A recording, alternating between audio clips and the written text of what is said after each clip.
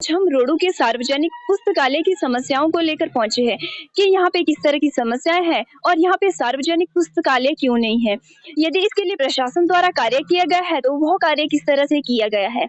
इसी बीच हम आज पहुंचे हैं एमसी के ऑफिस में, जहां पे हम श्री सूर्य अग्रवाल से बात करने का प्रयास करते हैं कि इसके बारे में उनका क्या कहना है, और हम उन लोगों से भी बात करते हैं जिन्होंने इस बात को लेकर अपना मुद्दा उठाया है। जी, जो ये रोडो लाइब्रेरी का मुद्दा है, ये हमने काफ़ी समय से विभिन्न विभागों के पास उठाया है तथा इसके लिए हमारे पास काफ़ी पॉजिटिव रिस्पॉन्स भी आया है, जो हमारी बात हुई है संबंधित विभागों से कि इसके ऊपर जो है कार्य भी किया जा रहा है। लेकिन जो दिक्कत आ रही है वो कुछ लैंड ट्रांसफ़र इश्यू को लेकर है और उसके पश्चात कहना है कि भई अगर फंड आता तो हम लाइब्रेरी को बनाना शुरू करेंगे।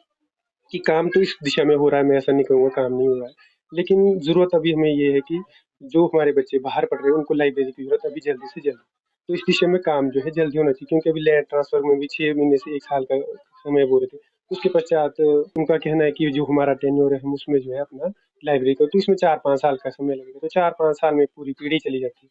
तो मुझे लगता है कि जो लाइब्रेरी का काम है, वो जल्द से जल्द किया जाना चाहिए। जो भी लैंड ट्रांसफ़र से रिलेटेड इश्यूज़ हैं, जो भी आपका फंड से रिलेटेड इश्यूज़ है, सरकार को भी इसमें आगे आना चाहिए, क्योंकि ये तो एक जनता से जुड़ा हुआ मुद्दा है, जी। जो कि आपको पता ही होगा किसी भी समाज में, अगर किसी भी समाज का अगर विकास करना है, तो उसके लिए लाइब्रेरी का सार्वजनिक पुस्तकालय का होना बहुत आवश्यक है। तो मुझे लगता है कि काम तो हो रहा है, मैं ऐसा नहीं कहूँगा, लेकिन काम की जो गति है, उस पर मेरा प्रश्न है कि काम की गति को थोड़ा बढ़ाया जाना चाहिए। इसकी जो गति है, थोड़ी तेज़ होनी चाहिए, क्योंकि अभी लोगों को ज़रूरत है, अभी बच्चों को ज़रूरत है। मैं नगर परिषद रोडू में वार्ड नंबर 3 से पार्षद के रूप में काम तो आप हमें बताएंगे कि कहा जाता है कि रोडो में अपनी लाइब्रेरी थी, लेकिन अब वो लाइब्रेरी सीमा में शिफ्ट कर दी गई है, और सीमा में अपनी लाइब्रेरी भी है और उसके साथ साथ रोडो की लाइब्रेरी भी वहीं पे है। तो इसके बारे में आपका क्या कहना है? देखिए, बहुत साल पहले एक लाइब्रेरी हुआ करती थी, हाँ जी। है ना? सार्वजनिक पुस्तकालय हाँ के जी। नाम से। तो जो प्राइवेट बिल्डिंग में काम कर रही थी, पर समय के साथ प्राइवेट बिल्डिंग ने उन्हें खाली करवाया और उसके बाद जो सारा सामान है, बुक्स है, वहाँ का जितना भी फर्नीचर है, वो सीमा कॉलेज के गोडाउन में पड़ा हुआ है। समय-समय पर हम सरकार से भी माँग करते रहे कि उस लाइब्रेरी को दोबारा से कहीं पर रोडू में चालू किया जाए ताकि लोगों को फ़ायदा हो, स्टूडेंट्स को फ़ायदा हो।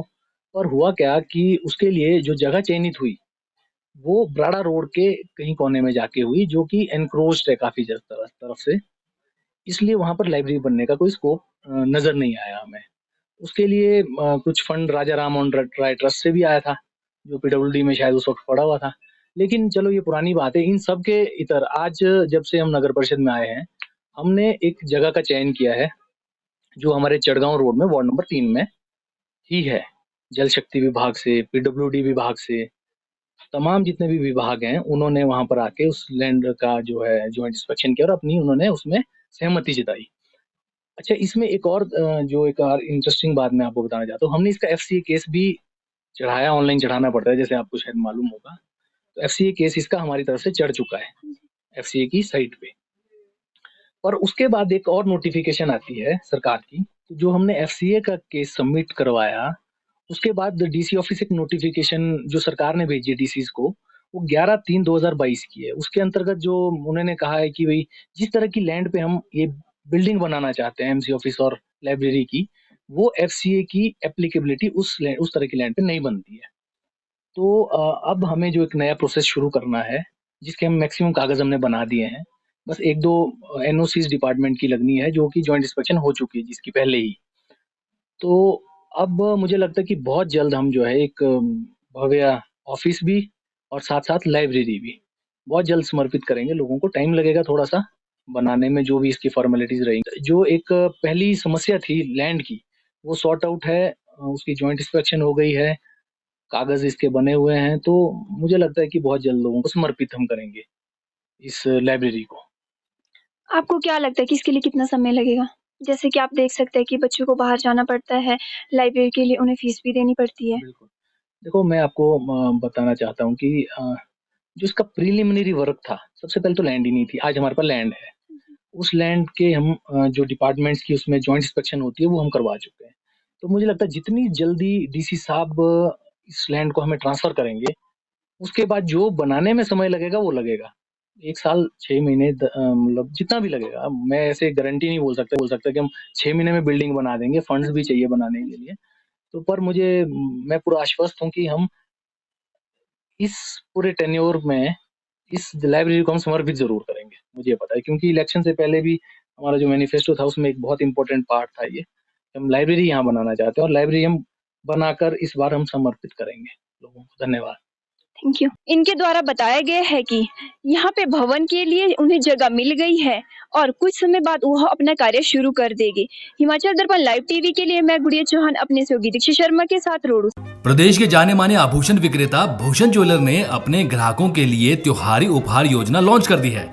खुशियों की दिवाली योजना के तहत 10,000 की खरीद पर ग्राहकों को एक कूपन दिया जाएगा और इस योजना का हिस्सा बनकर ग्राहक मारुति एक्सप्रेसो कार सहित लाखों रुपए के उपहार जीत सकते हैं।